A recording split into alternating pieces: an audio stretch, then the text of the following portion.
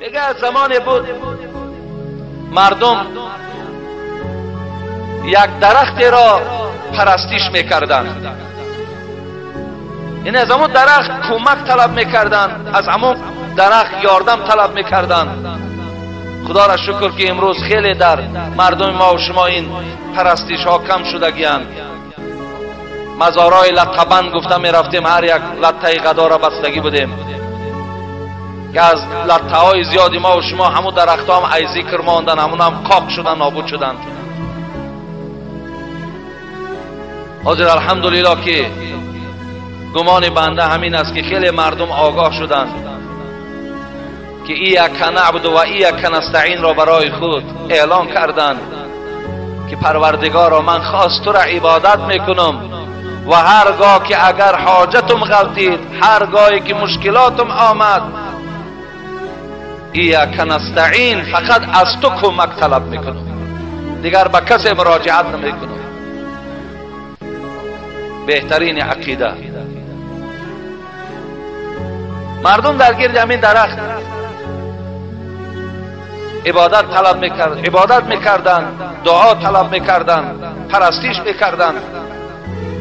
بناگاه در همون محله یک مرد با غیرتی بوده است که بسیار موحد بوده است، بسیار آدم با خدا راست بوده است. بعدا میگن آواز آمد که حضرت آخی تو در این خانه در آمدی و جای نماز پرتافته شب و روز در عبادتی، درخت داری که مردم همه درخت پرستش میکنند، اینا برای خود معبود درخت اعلان کردند. آخی عیشا خود درخت همو فقط گویم آب کردن، نوشیده و شفا گفته گشتند. و جمع که گفت این جای نماز سر رو، گفت در راه خدا خدمت کن. گو همچنان است، گو همچنان. میگه تبر گرفت و برآمد برای نابود کردن این درخت، تا که مردم در زیر این گمراه نشوند، رو به سوی خدا بیارند. میگه در اثنای راه رسید که البته شیطان خودش در همه صورت میدرارد و اون مردم هم در گرد درخت شیطان البته گمراه کرده بود. میگه پیش راهش گرفت، گفت کجا میره بنده خدا؟ تو میدانی تو فخر همین محله ای، تو میدانی که هزارها آدم تو را زیارت میان، تو چی قدر استاد بزرگی، تو شیخ معتبری، هزارها آدم در پیش تو تعظیم و احترام دارند، تو میگردی پیم یک گروهی گمراه شده و پیم یک درخت. رو گو در خانت عبادت کردن بگیر. گو نه، گفت اینم عبادت است. گفت این مردم از این گمراهی نجات دادنم عبادت است. این درخت را از بخری شکر کردنم اینم عبادت است. دید که بسیار شیطان دید که این آدم قوی اراده است و همه گویم خواهشاتش و همه گویم نیتش خاص برای خدا هست. بعدن گفت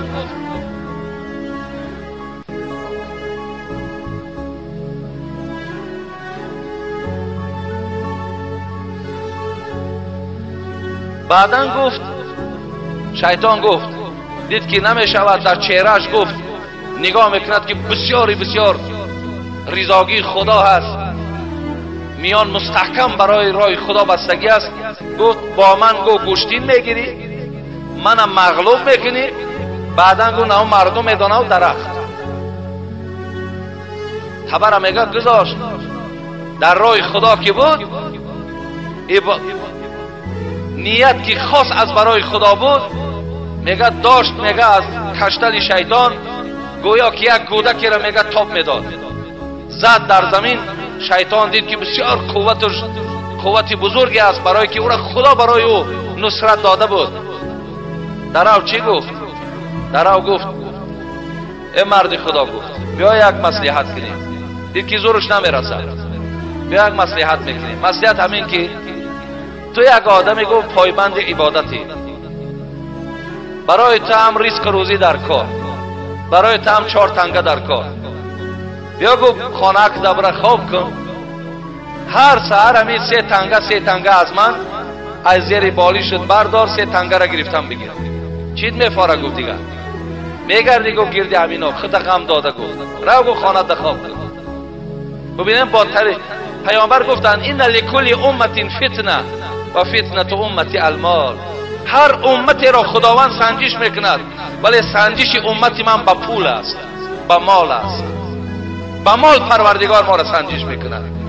امروز بی دینهای بیگانه را ببینید، با 4 تنگه زردشتی تان میکنند، با 4 تنگه نصرانی تان دارند.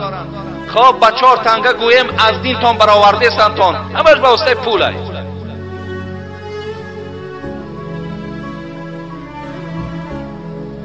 بعدن این مرده که عابد گویم فریفته شد و گفت میلش این فکری نست. آمد میگه در خانه کش غلطی خواب کرد، سهر میخیزه 3 تنگه تک سریش داد گریب. گفت خیلی کاری خوب. روز دوم هم همچنان، روز سوم تک سری را میبرداد، هیچی نیست. میگه دین ما را فریب داد. میگه توا را میگیرم میبراید. میگه که در راه شیطان رو برو شد. کجا؟ اما درخت کنده میکنم. اکو این دفعه شو بینه که بخاطری سوم بود.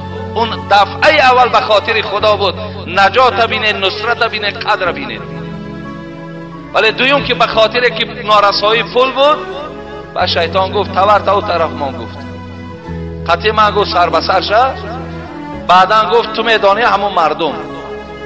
این دفعه در دست شیطان مثل کودک همین شیخ بازی میکرد. تا داد میگرد، زد شیخ در زمین. گفتی بچه ها شیخ ای خنده رسید چی دیگه تمام دیگه. دید که هیچ قوتش نمیرسد. بعدا شیطان گفت پس بگرد، گفت به خانت برو. تو گو نیت تبدیل یافت. تو همون دفعه نیت کرده بودی که خاص برای خدا تو نجات میافتی. اگه این دفعه گفت تو دیگر نجات نمیافتی. برای همین اگر از راهت نمیگردی هلاکت میکنم. برادرای عزیز و گرامی، همه وقت نیت اعتبار است. همه وقت خاص عبادت به خاطر خدا باشد. ما انشاءالله